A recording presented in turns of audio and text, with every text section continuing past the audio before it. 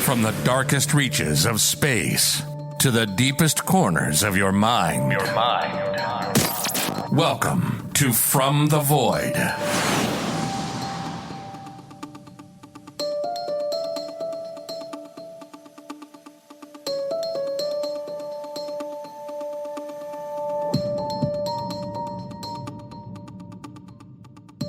UFOs, or as they're now commonly called, UAPs, are all over the news these days.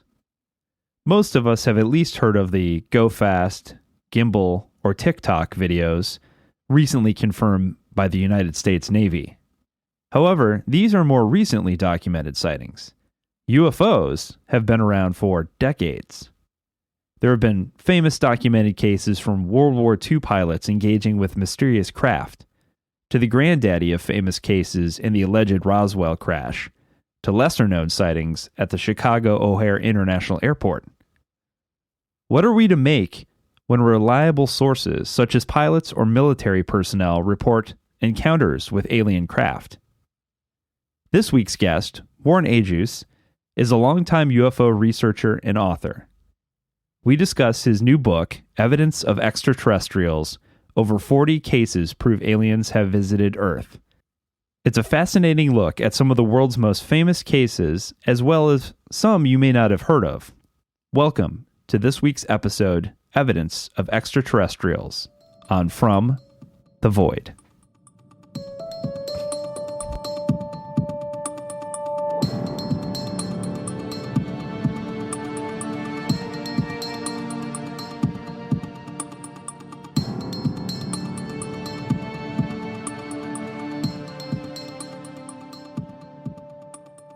All right, very excited to have this next guest on, Warren Agius. Thank you so much for coming on the show today. Of course, thank you for having me. Absolutely. So your book, Evidence of Extraterrestrials, has over 40 cases. You cover a lot of ground. So I really enjoyed this book because not only do you talk about some of the more well-known cases, but you also talk about some of the lesser-known cases as well. So what originally got you interested in the topic of extraterrestrials and UFOs? Okay, so first of all, thank you for that. And I first read the book by Jim Marrs. It's called Alien Agenda, and it's an amazing book. And that book essentially opened my eyes to how big the phenomenon is. But the more I read, I noticed that there was a discrepancy in the literature out there. Most of the literature wasn't based on factual evidence. And some theories were quite far-fetched, to be honest. So I wanted something that would essentially analyze the most significant cases in one book, but using actual Air Force documents. In fact, that's one thing that I'm most proud of in the book, is that all the information, it's by credible witnesses, by the classified documents. That's incredible. And that's one of the things as I don't know, I guess I call myself an enthusiast. That's one of the things that's always been the most important to me as, what sort of witnesses are we talking about? And so often these military witnesses, which we've seen more come out lately, are some of the most credible because they're the ones who are trained to be able to identify things flying around the sky as, being, just a run-of-the-mill airplane or a bird or something unknown. Exactly, and you said it perfectly, that these individuals in the military, they're trained to differentiate an aircraft from a weather balloon. Their entire job is based on differentiating the enemy's aircraft to something else, and that's why these past few years have been so important to the UFO phenomenon, because we're seeing military personnel such as David Fraser in the Nimitz incident, who are saying that they've seen these tic-tac-shaped UFOs.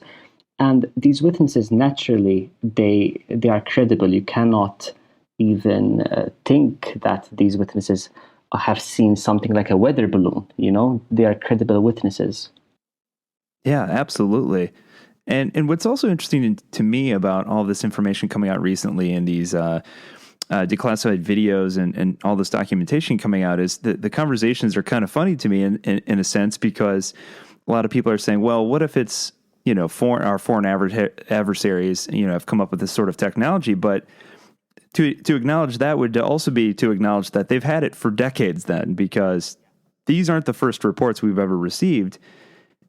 And so in your book, you kind of break it down between sightings, crashes and landings, military pursuits, and government projects. So I'd love to start with some of the sightings. And one of the ones that historically has been the most interesting to me is the one that's kind of been nicknamed the Battle of LA, because it's such a mass sighting and it also involves the military. So talk a little bit about, what that event entailed.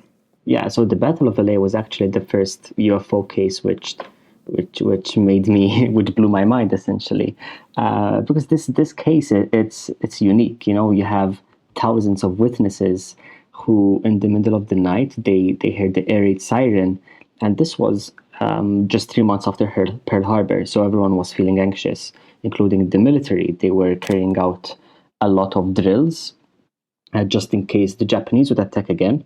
But what happened was that on the 25th of February, the air raid sirens were heard, but all the people saw was a massive silver cigar-shaped object in the sky. And along with the massive main UFO were smaller ones.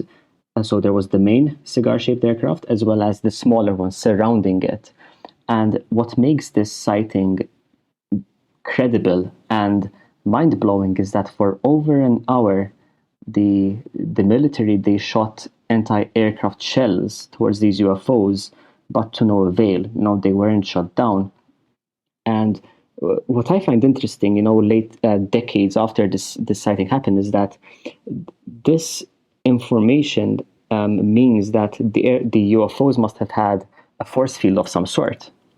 And that ties in perfectly with the idea that UFOs operate with an anti-gravity propulsion system.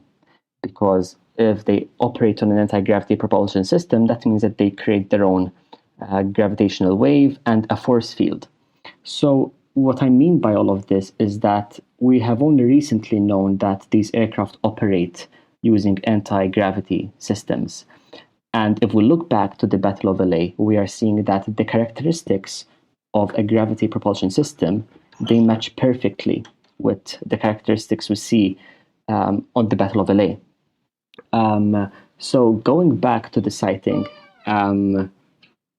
essentially the aircrafts, they were not shut down, and the objects just disappeared out of nowhere. Well, as we will see in all of the cases, essentially, is that the Air Force simply stated that it was a weather balloon. And I obviously, in my book, I write that how could it be a weather balloon when you just spent an hour shooting anti-aircraft shells towards it? If it was a weather balloon, it would have been shot down instantly. And they noticed that discrepancy. The Air Force noticed that, and then they changed their statement. They stated that it was a Japanese aircraft sent to induce psychological terror. But once again, I question, if it was a Japanese aircraft, why wasn't it shot down? If it was a Japanese aircraft, why weren't American fighter jets scrambled? That's the whole point of the Air Force, to protect the national airspace. So if you're saying that there's a Japanese aircraft, you're saying that the Air Force was incapable of protecting its own nation from the attack again after Pearl Harbor.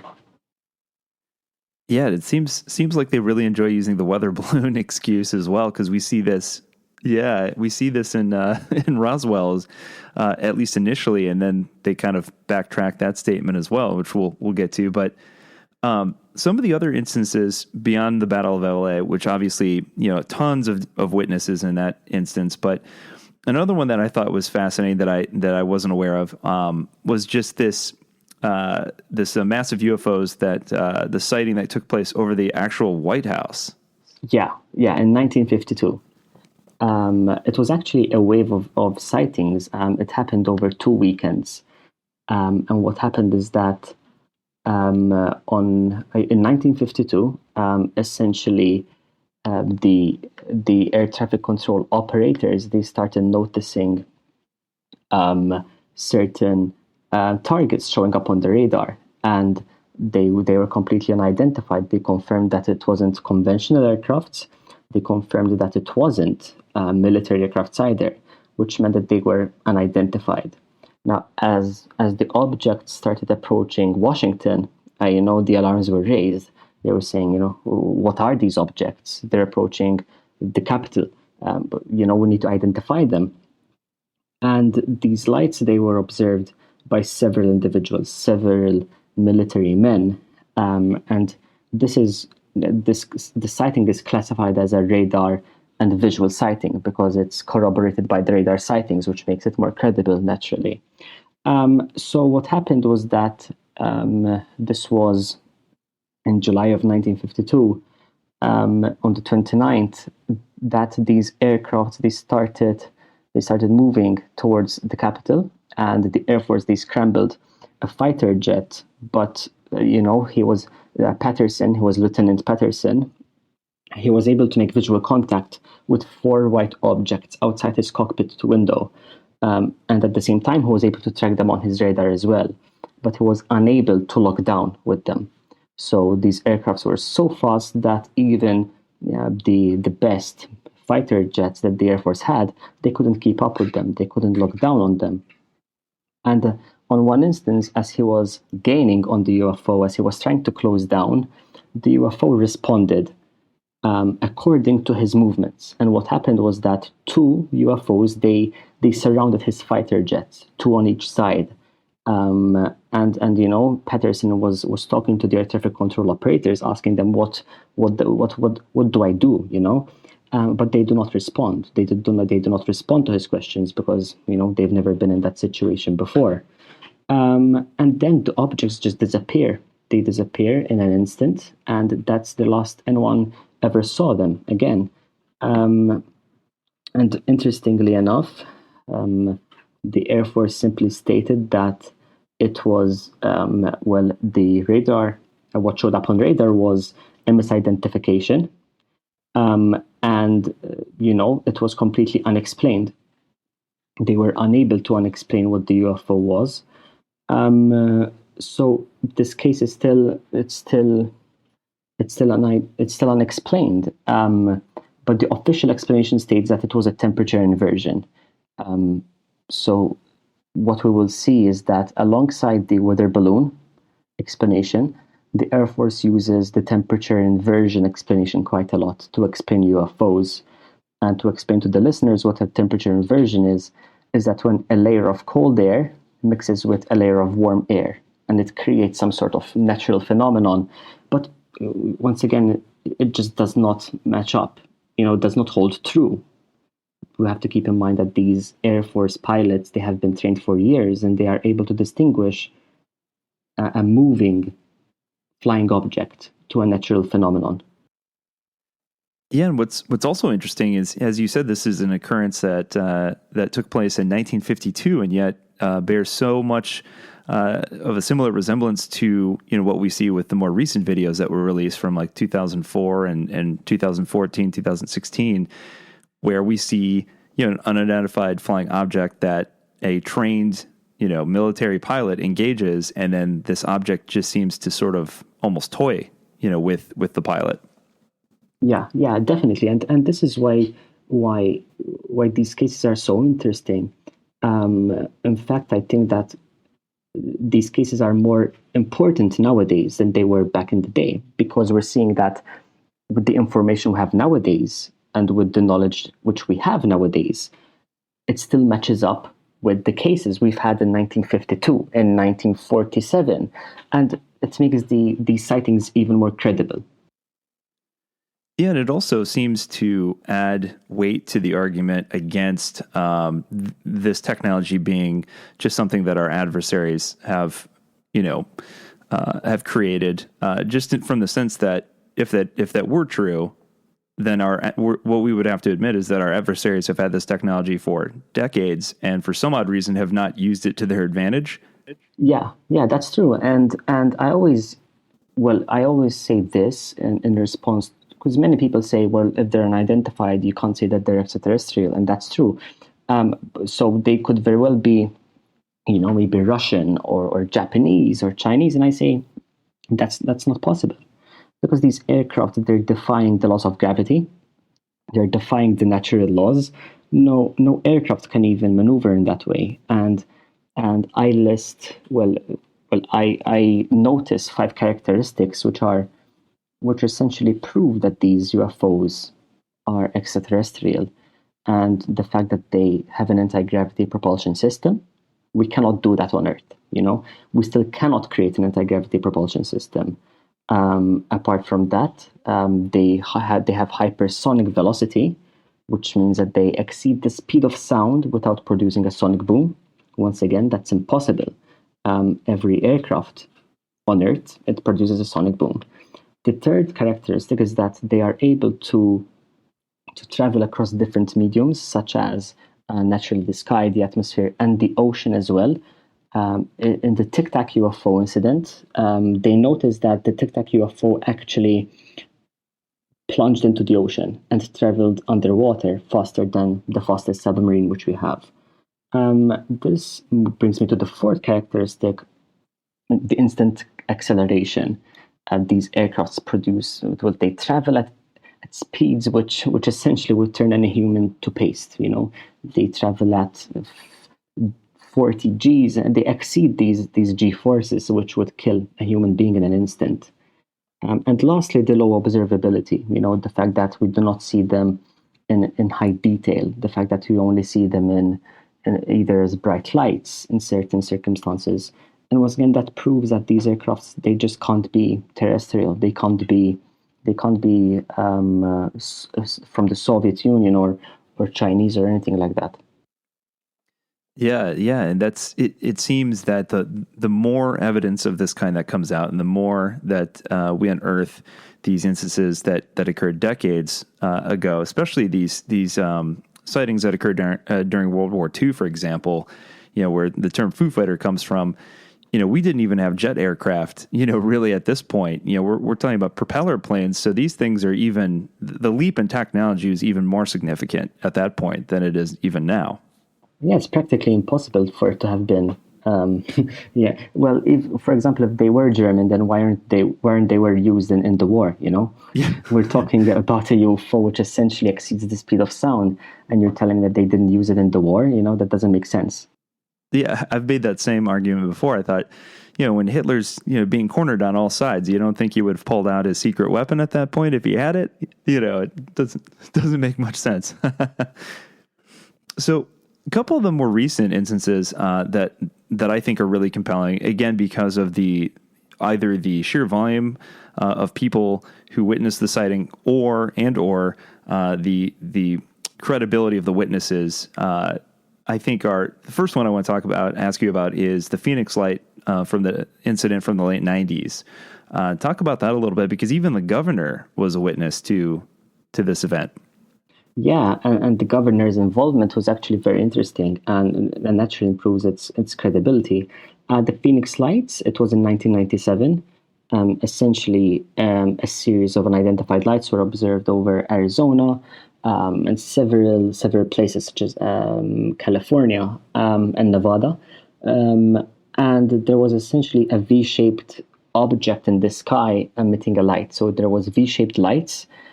And these sightings were made by several individuals, thousands once again, which makes the case more credible. And the characteristics of the Phoenix Lights were that it was V-shaped. It was as large as a Boeing. It hovered silently, even though it was just flying overhead, and it was just hovering silently and without emitting any noise. The objects were as large as 900 feet and 2 miles wide. But the most important characteristic is that they did not emit any sound, even though they were traveling at a low altitude. So this is when the governor was involved, because he stated that if he is governor, then he should have been notified if there were any military exercises happening, because that's what the military said. It said that there was an exercise happening and they were essentially dropping flares. And that's what the people witnessed. But the governor said that, listen, if there were military exercises, then I would have been notified of it. But even if we look at a flare, a slow falling flare, the characteristics do not match up. We're looking at a flare that, of course, it's slow falling and it burns over a long period of time. But the Phoenix lights, they traveled slowly, they hovered slowly across a large distance, across Arizona, across Nevada, across California. And the governor, Symington, he stated that he just did not believe this explanation, and he started asking questions. But the more questions he asked, the less answers he got. And at one point, they even told him that they're not going to answer any more questions, and they were not going to even provide any explanations. So they shot him down immediately. These lights were also caught on film. There was an individual who caught these lights on film, and they were analyzed by Jim Delitoso. He's renowned for investigating UFO photographs, and the analysis showed that the lights, they did not match up with any lights which we know in the sky, which essentially ruled out that the lights were natural phenomena. And he actually even confirmed that they were not flares. He said that the lights had, I believe, like a large amount of red, green, and another color, and these do not match up with the characteristics of a flare. So once again, it confirmed the theory that these lights, they could not have been flares. Yeah, that's what's incredible about it. Is, as you said, there is video footage that you can go look at. It's out on YouTube, which makes it a little different, a little bit more difficult, for the military to say, hey, this is just a situation where you misidentified flares in the sky. Like an older incident, we had video cameras at this point, and people who were looking up at the sky, tons of witnesses, and caught a lot of it on camera. So it's a little bit trickier to pass it off as just, flares or some sort of weather phenomenon. Yeah, exactly. In fact, when we have a visual sighting, it's easy to discredit it, and you can either criticize the sighting, you can criticize the person making the sighting. But the second that there's radar sightings, it makes it more credible. If we have footage, that makes it even more credible. So the more details which we add, the more credible the argument becomes, essentially. Yeah, absolutely. And that's a good transition into my current favorite event, UFO event or UAP event, which is one that I was not familiar with at all. Like I had heard of growing up, I had heard of Phoenix Lights, and I had heard of the Battle of LA and some of these other instances. But the Chicago O'Hare Airport one is very interesting because it happens at one of the largest airports in the country. And also the witnesses that you have literal pilots, whose job it is to know what they're looking at. And so talk about that one. That one's really interesting.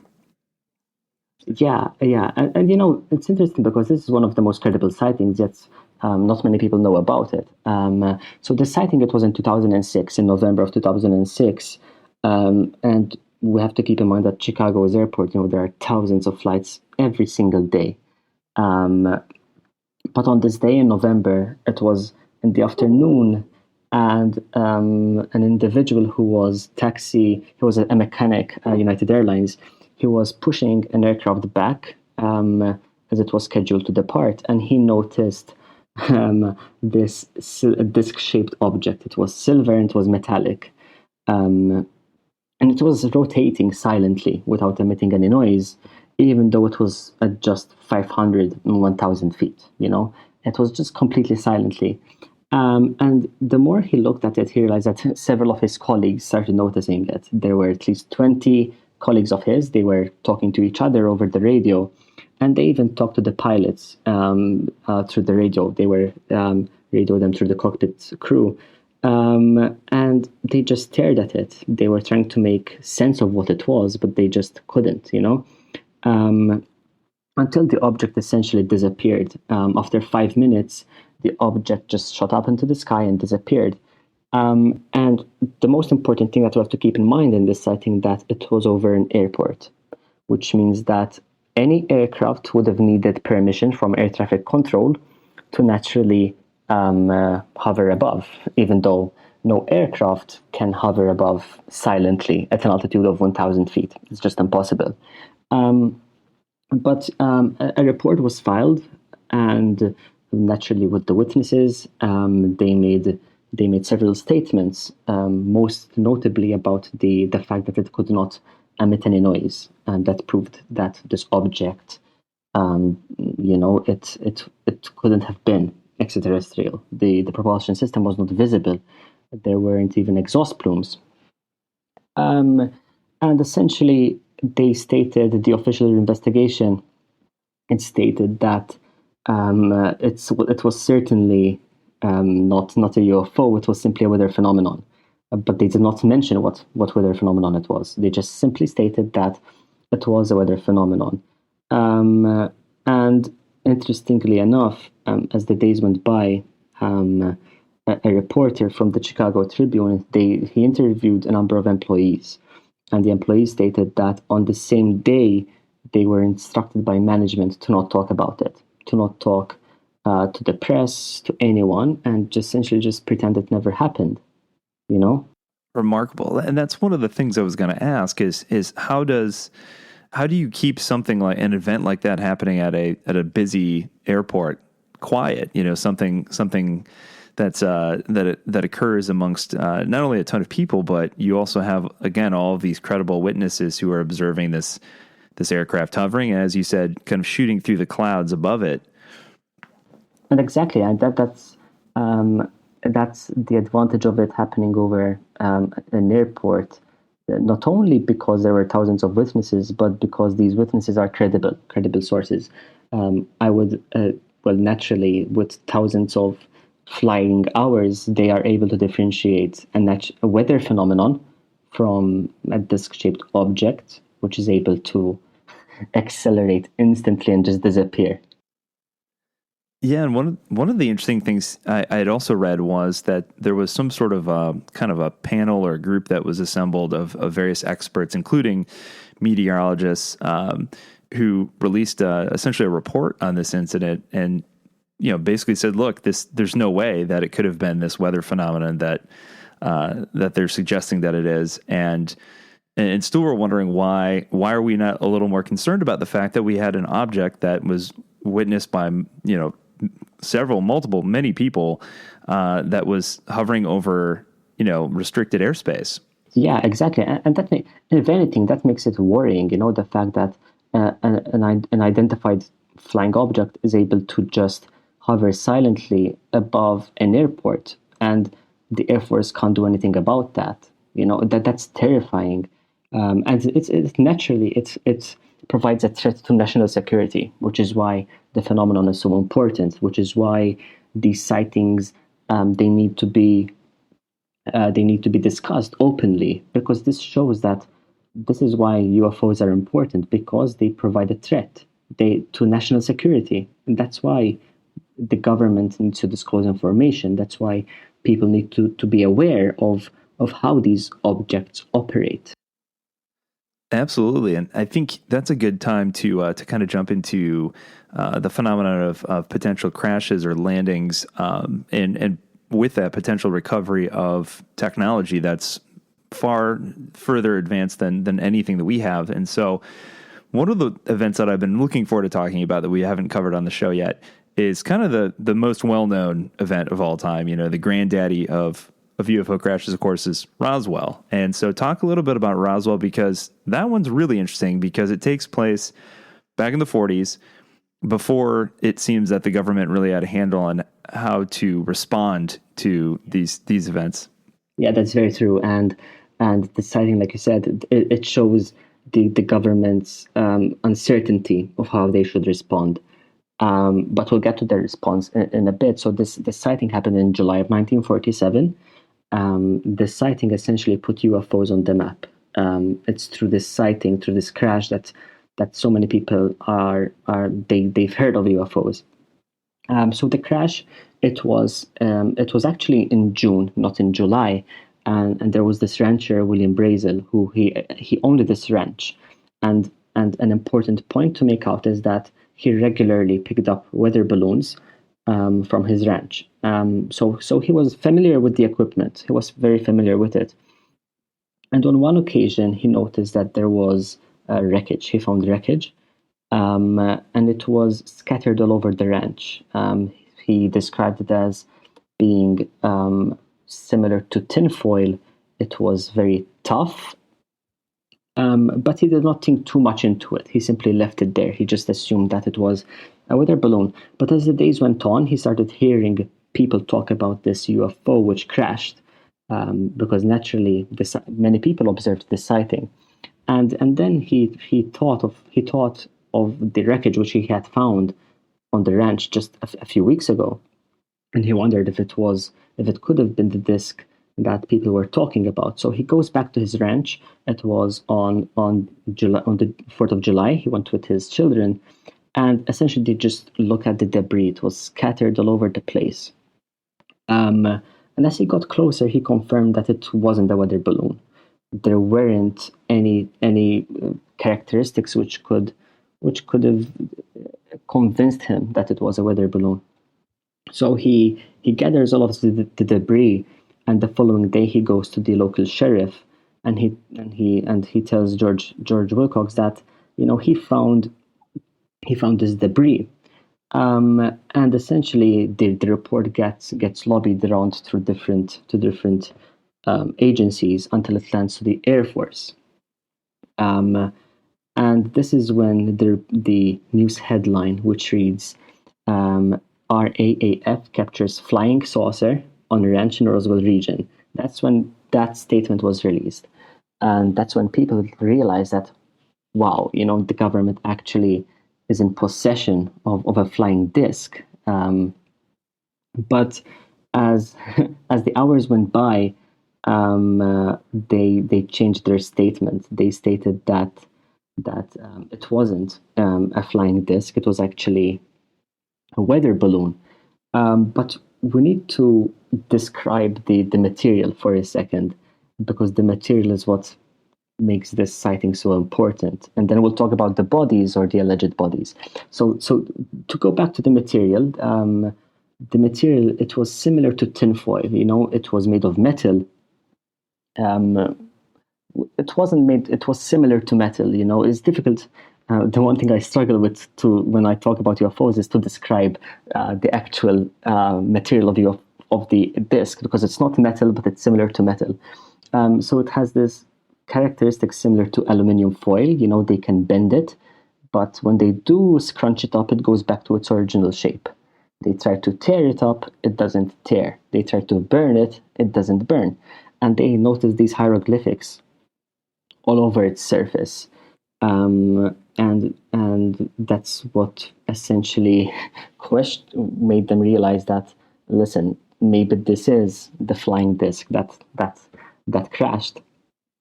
And the response of the Air Force was very interesting, because after they collected all the debris, it was months after the crash happened, they went to the ranch again, to Brazel's ranch, to collect the remaining debris.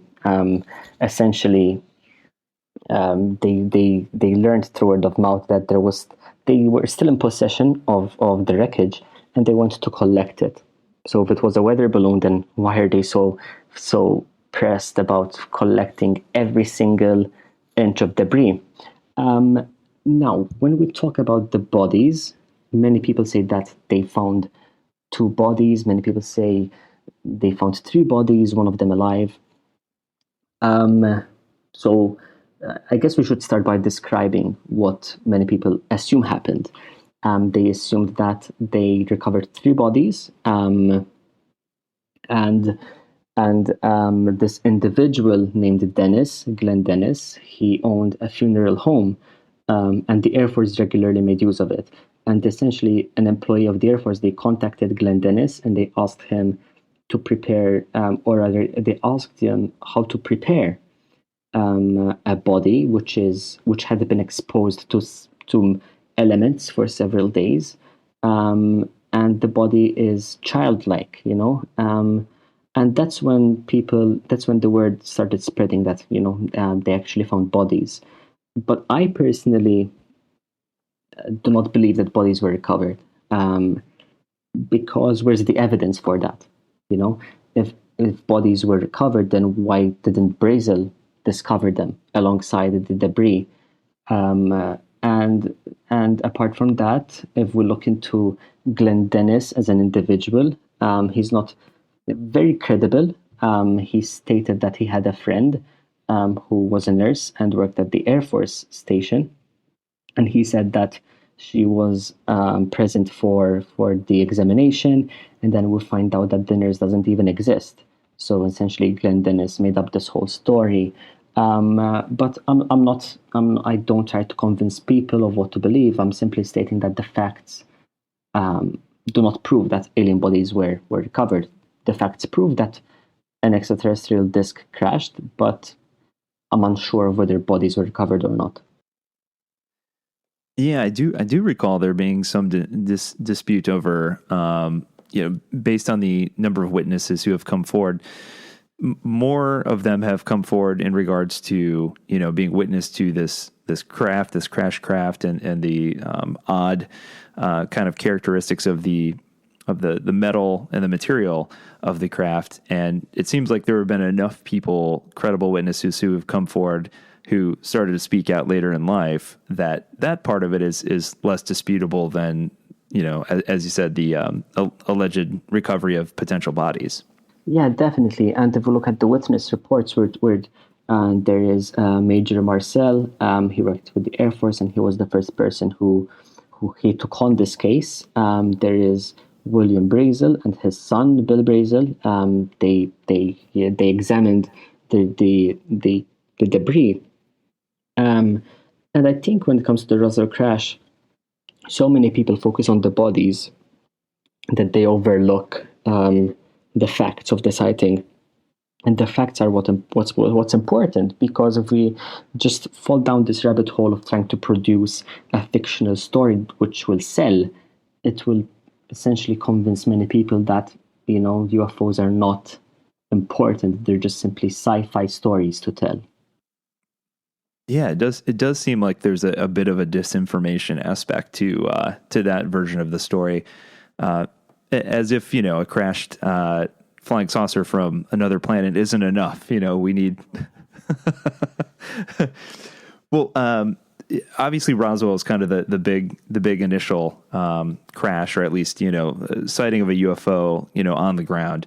The other one I think that is really compelling, that involves military personnel, is the Rendlesham Forest incident. Talk about that one a little bit, because that one even happened more recently than Roswell. Yeah, and it's interesting that we're talking about Rendlesham, because it is dubbed as the British Roswell. That's how big this case is, and it happened back in 1980. So it's fairly recent, and there are several witnesses. So what happened was that Rendlesham, by the way, it's in England. It was an Air Force base owned by the Americans.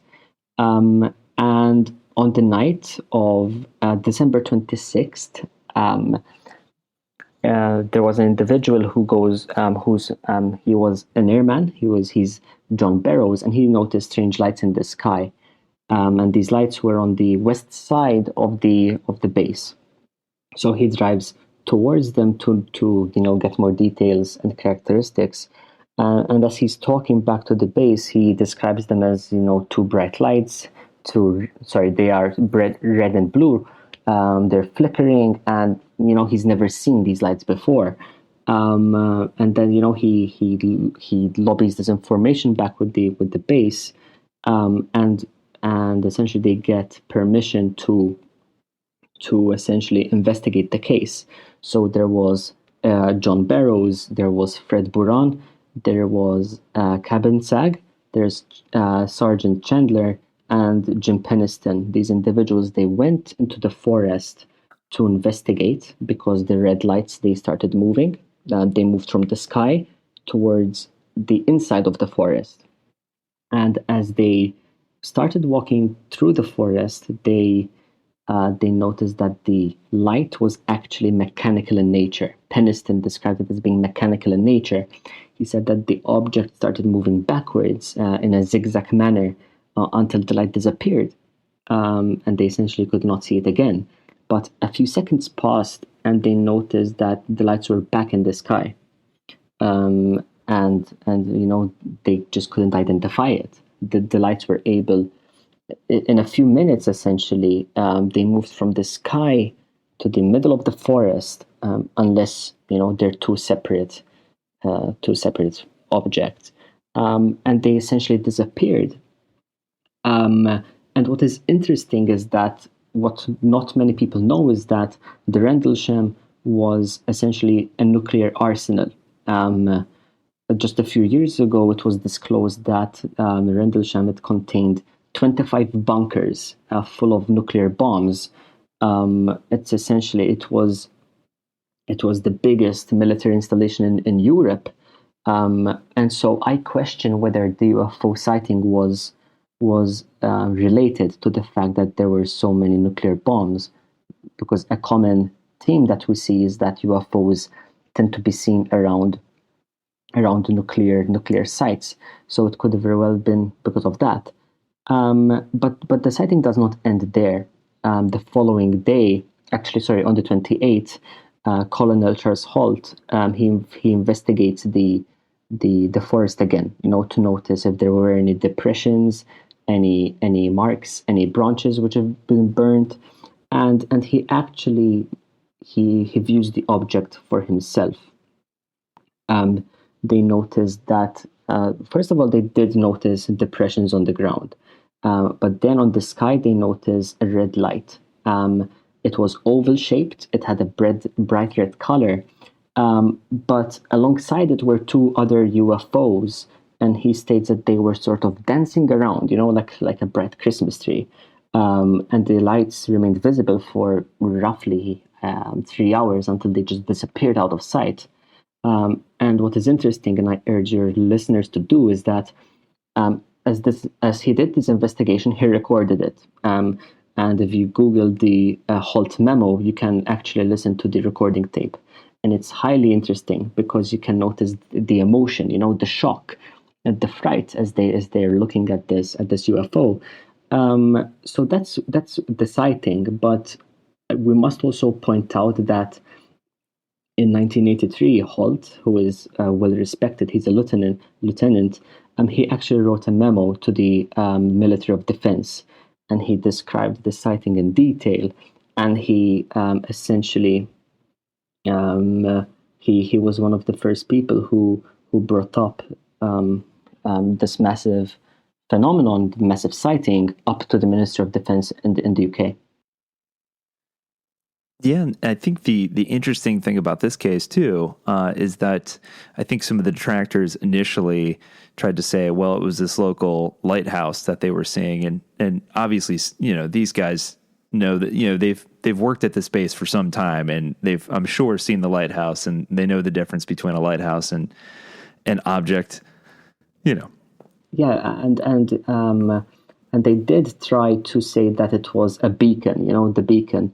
And they started, skeptics, they started bringing in these angles of elevation. But listen, there's five or six lieutenants. They're skilled. They have years of experience, and they've been on this base for years. They know what the beacon is, where the beacon is, and you can't just say that these lights were coming from that lighthouse.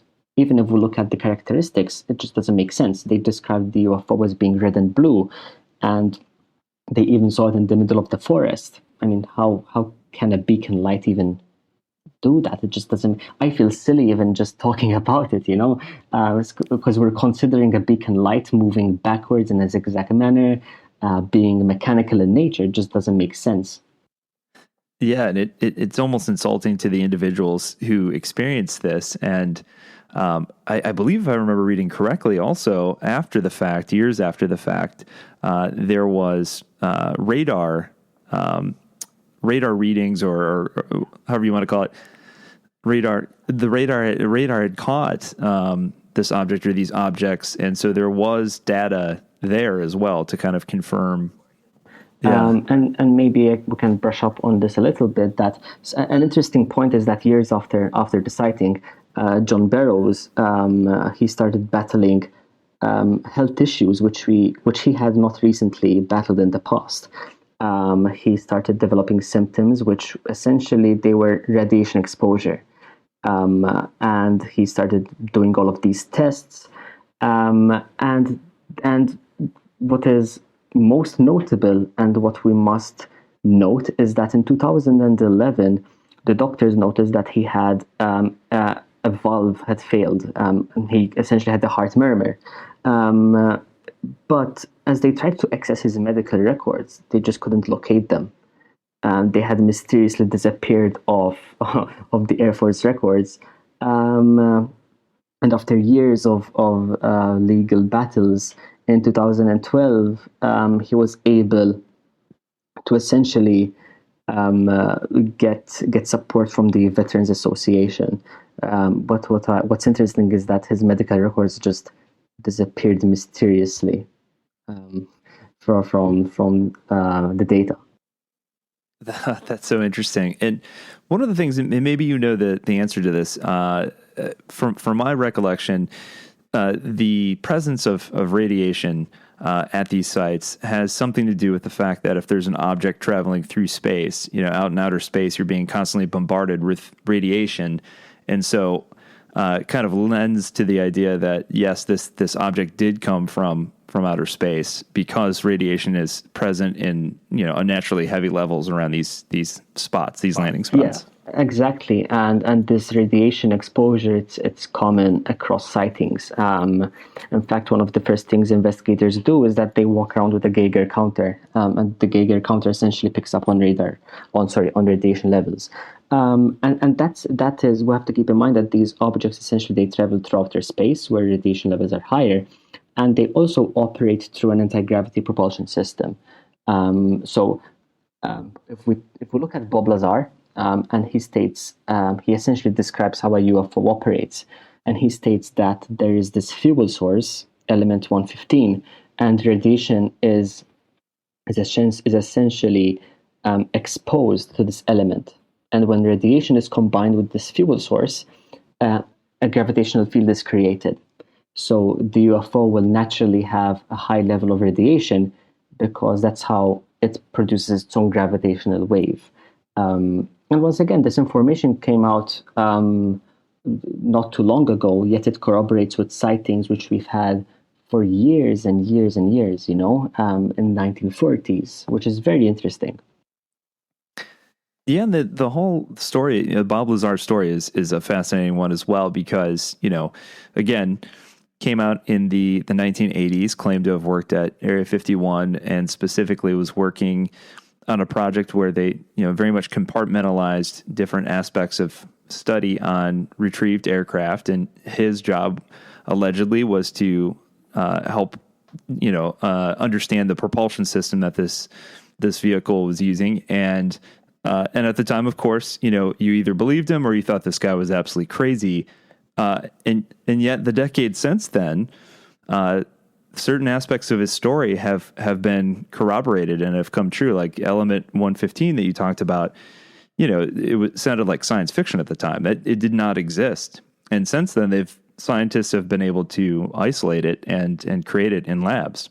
Yeah, it's easy to ridicule someone when they make such claims. Carl Sagan states that to make an extraordinary claim, you need to have extraordinary evidence, and unfortunately, at that time, Lazar just couldn't provide the evidence. Essentially, yeah. So talk about. I think the next level here is you have a sighting. And then potentially we have this phenomenon where, there are landings or crashes where we see the objects, closer to the ground. The next level obviously would be some sort of interaction with an extraterrestrial being. And one of the things that I think is interesting about your career is you had the ability to talk with one of the more famous around Whitley Strieber. So talk about that experience And did you find, because one of the things I really respect about your writing is that you stick to the facts, and there's not a lot of speculation happening there. So what was your feeling after talking to Strieber? Did you feel like he was a credible source and that he did in fact experience these things? The thing about Strieber is that, first of all, when it comes to abductions, it's easy to discredit it. It's easy to discredit a sighting. But what I will never forget is that when I was talking to Strieber, I asked him, have you noticed the difference between who you were and who you are now? And he said, yes, I was innocent back then and now I am not. So even years after the experience he had, there's still that level of psychological trauma which he still suffers from. And definitely, I do believe that Strieber is credible. His experience was corroborated by medical examinations which he had, but naturally there isn't the evidence to. When we look at abductions, it's not as clear cut as the sightings which I cover in this book. There aren't radar sightings. You have to look at the witness report which the individual makes. Does it hold true? Does it even corroborate with other abductions? Does it corroborate with other UFO sightings? If it does, let's look even deeper than that. What did the individual gain? What did the individual suffer from psychological or physiological trauma? If yes, let's look even deeper. Did they go through hypnosis, a lie detector test? If yes, these are all steps which we must take to ensure that the statements and the reports, they're credible. Absolutely. Yeah. You're absolutely right. It is a much trickier road to go down based on the fact that from an evidentiary perspective, it's a lot trickier. You're taking someone's account of something happening. In some cases, there may be some physical elements to it. You can talk about implants and things of that nature, but with a sighting, it's a lot easier because there's an overwhelming number of instances now that have been caught on camera, and we've got pictures and video and all sorts of things. But these types of experiences a little trickier. So, talking about, I want to talk a little bit about military encounters here, because what's really interesting to me is we've got somebody like Colonel Gordon Cooper, who was military pilot, but not only that, but one of the first astronauts in I believe it was the Mercury or Gemini program. And he had an encounter as well, which I find very interesting. Yeah, and he is one of the first people who not one of the first people, but he spoke openly about his belief that we're not alone. And Colonel Cooper, the sighting. So if we look at the background, he has hundreds of hours. He fought in wars, and his sighting specifically, it happened. I believe he had numerous sightings, right? But the one that I write about in the book, it happened in, I believe. If I can have a look. Yeah, it was in 1951, exactly. So he was stationed in Germany. First of all, before I go into the sighting itself, many people say that Cooper, he saw UFOs when he was out in space. He never said that. Yeah, there isn't evidence to support that. So going back to here on Earth, it was in 1951. He was stationed in Germany, and one day he received an alert that there was a UFO in the sky. And as he received this alert, he jumped into his fighter jet, and he climbed at an altitude of 45,000 feet. But on radar, he noticed that the target, the blip, it was still hundreds of feet above, and that's very significant. It's a very high altitude for that time, and he was able to make a visual sighting, and it was saucer shaped. It had that typical disc-shaped object. So the question was it military? Was it Soviet? Or was it a weather balloon? But Cooper was adamant that it was a UFO, potentially extraterrestrial. And interestingly enough, that over the next days, individuals started citing people in his squadron. They started noticing these UFOs in the sky, and they tried to intercept them on numerous occasions. They tried to chase them down, but each time they would just climb higher and higher until they couldn't go to those altitudes. The UFOs would respond by traveling. They would outspeed them. They would travel at instant accelerations, and they just couldn't keep up with them. So at that point, they just gave up and they just observed them. Cooper states that that they gave up on them and they just simply sat back and just observed these objects as though it was an air show of some sort. What I like most about Cooper is that although his sighting is very important, his subsequent experience with UFOs is even more important and even more interesting.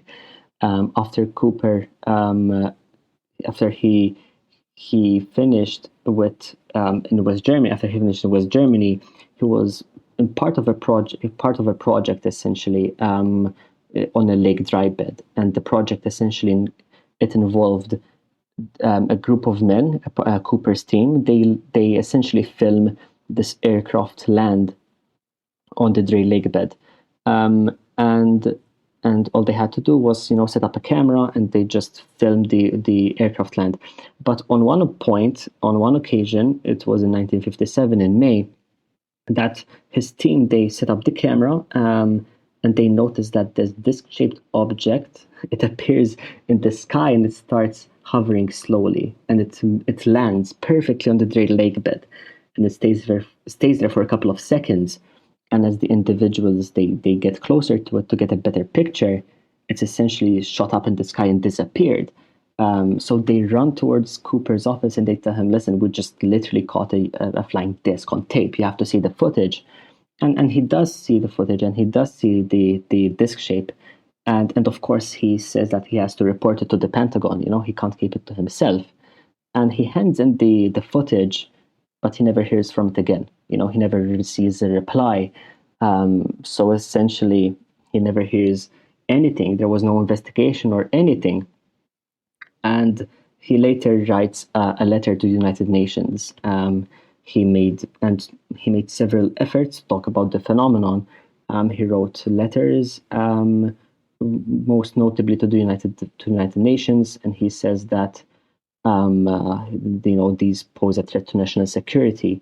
They essentially have technology which is so advanced that we just can't comprehend. So that was Cooper's experience with UFOs.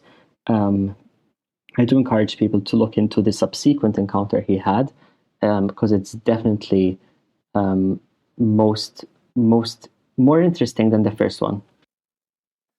That's so fascinating. What's funny to me about this is the way in which you just described kind of this encounter. If somebody just tuned in to this conversation, they would think that we were talking about, the Go Fast video or the gimbal video, or one of these more recent encounters. And yet this took place almost 70 years ago.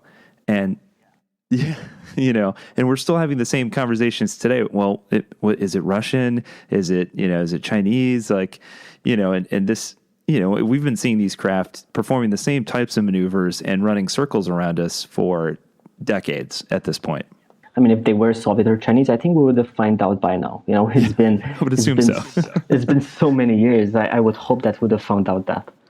Yeah, absolutely. I mean, as I've discussed with my friends, when we're talking about this topic, I said, number one, they've, if that is true, our adversaries have certainly not used it against us yet over the past, 50 to 70 years. And on top of that, if the CIA and all of these different agencies have not uncovered information to tie this, this technology to, our adversaries, then it would be the largest intelligence failure in the history of our country, I would think. Indeed. And if we look at the budget, there's trillions of dollars. Lockheed Skunk Works essentially took to create an aircraft. They spent billions and billions, and still that aircraft, it cannot produce the maneuvers which these UFOs produced, and that says something, Yeah, that's an excellent point, because the United States, for people that don't know, I believe last year the budget was somewhere around the range of $700 billion just in defense, which is more than the next 6 countries combined, which, by the way, includes Russia and China in terms of spending. So if they beat us to it, then we just wasted a ton of money. So the last thing I want to cover, and this is kind of the last section of your book that I think is really interesting, is the fact that for folks who are just now getting into kind of the UAP, UFO, thing, they're familiar with probably ATIP. Luisa Elizondo was the head of this recent program, but there were many programs that preceded this. And what's really interesting is the first one you talk about in the book, Project Sign. There's Commander Lieutenant General Nathan Twining writes, he acknowledges that the phenomenon was real, and it was not weather balloons or natural phenomenon, weather related, but the objects are real and able to outmaneuver any conventional aircraft, which again sounds exactly like what we're hearing recently. Exactly. And that, many people focus on Project Blue Book or Project Grudge.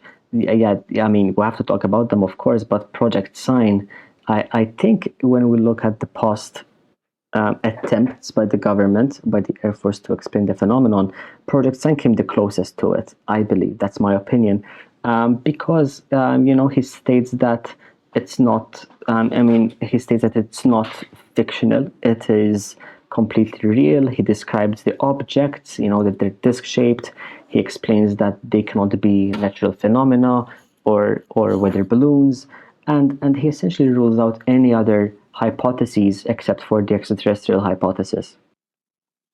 So yeah, talk about. So we have various programs that in the public forum anyway have been acknowledged that the government has partaken in at least some lukewarm attempt to investigate UFOs. But it seems like a lot of these were really more designed to kind of steer the public away from the phenomenon, as opposed to do any real kind of scientific investigation. So we've got Sign, and then you mentioned Project Grudge, the Robertson Panel, the Connon Committee. So talk about some of the, some of the characteristics of these. Yeah. What's funny? Yeah, what's funny is that if you look, I mentioned, I don't know how many projects there, but if you look at all the conclusions they come to, they're completely identical. Yes. So I try to talk about these projects as though they're different, and yes, they're by different individuals, but the conclusion is still the same. All the conclusion is the same, that essentially they are either natural phenomena, they're either weather balloons, but none of these projects consider the extraterrestrial hypothesis, which is the most credible one. If we exclude ATIP and Project Sign, I personally find the Condon Committee the most infuriating, for the simple reason that it was so condescending, the approach at which they took. So to give the listeners a bit of background information, the University of Colorado, they investigated some UFO reports which were investigated by Project Blue Book, and on one occasion, so it's called the Condon Committee because it was run by Edward Condon. He's a notable UFO skeptic, by the way. But on one occasion, James McDonald, he's a physicist, and he had numerous meetings with Condon. And in 1967, in July, he essentially has a meeting with Condon, and he tells him, listen, this phenomenon is very interesting, it's very important, and these sightings, and he gives him a list of sightings, prove that these sightings are essentially extraterrestrial. And Condon literally fell asleep during the meeting. I'm not exaggerating. And then months after the incident, a letter leaked, which states that, and I'm going to quote him on this part, the letter reads the following: "The trick would be, I think, to describe the project so that the public would appear a totally objective study, but to the scientific community would present the image of a group of non-believers trying their best to be objective, but having an almost zero expectation of finding a saucer." And what I read there was part of a letter which he wrote himself, Condon wrote himself. essentially admitting that the approach is going to be, it appears to be objective, but there's no way we're going to consider the extraterrestrial hypothesis.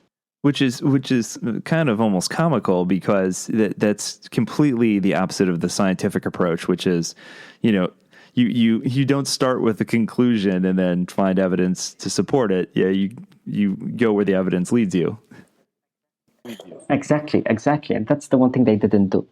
They come with a conclusion first, and then the evidence comes after. And either way, they tweak the evidence to fit the narrative, obviously. Yeah. Oh my gosh.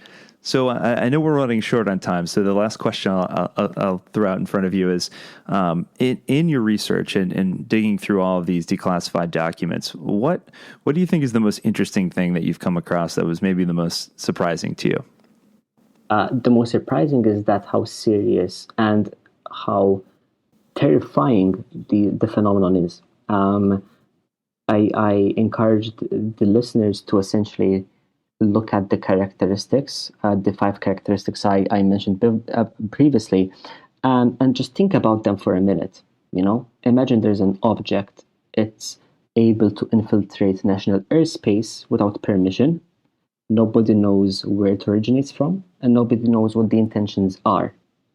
And just those 2 questions, they're terrifying, So I encourage people to, when they do read about UFOs, keep that in mind, that this is not simply a sci-fi story. This is a real phenomenon which is being investigated. And what's most interesting to me is that even to this day, we cannot even comprehend how these objects are able to operate. We have no idea. Yeah, that's by far the most fascinating aspect of it is, the fact that we have, and I know a lot of UFO enthusiasts are kind of disappointed. I think they were hoping that the government would come out and say, yes, aliens are real, but the fact that they've at least gotten to the point where they've acknowledged that UFOs are real, and they haven't said what they are yet, but they also have left the door open. They haven't said that they're not extraterrestrial. But they've at least acknowledged that, that, as you said. That's a step, that's a step in the right direction. And at the end of the day, the cases speak for themselves. The evidence speaks for itself. You don't need a declaration by the government to state that ETs exist and they have been visiting our planet. Just look at the evidence. And if you look at these cases, you come to a conclusion yourself. Absolutely. I totally agree. Well, Warren, thank you so much for spending some time with me. This is absolutely fascinating. The book is phenomenal. It's a great resource for anybody, especially if you're just getting into the topic, because it's a one-stop shop for literally the history of UFOs, and it's called Evidence of Extraterrestrials. Go out and get it. It's fantastic. I can't recommend it enough. So thank you again for coming on. Thank you so much. It's been an honor, and it's been a pleasure meeting you.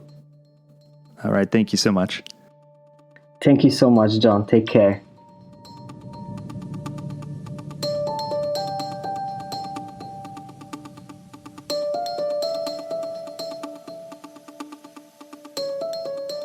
What are we to make of the ever-growing number of UFO reports, especially when the reports are being made by respected, reliable, trained individuals? People trained to know the difference between weather phenomenon, animals, and conventional aircraft. When we've tried to make sense of the unusual using all rational explanations at our disposal, but it still doesn't fit, then what are we left with? Is it so crazy to think that in a vast universe filled with countless stars and likely countless planets, that at least one civilization, perhaps millions of years further advanced than ours, could have potentially solved the problem of intergalactic spaceflight?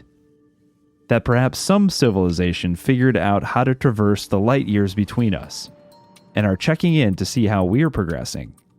Is that so crazy a notion? Or is it our arrogance and desire to be special amongst this infinite universe to think that just because we haven't yet figured it out, that means no one has? Thank you for listening to this week's episode. I'll be back next week with a brand new mystery. Until then, if you've enjoyed the show, consider leaving us a 5-star review on iTunes and a nice review. Also, consider telling your friends about us. Until next time, I'm your host, John Williamson, and you've been listening to From the Void.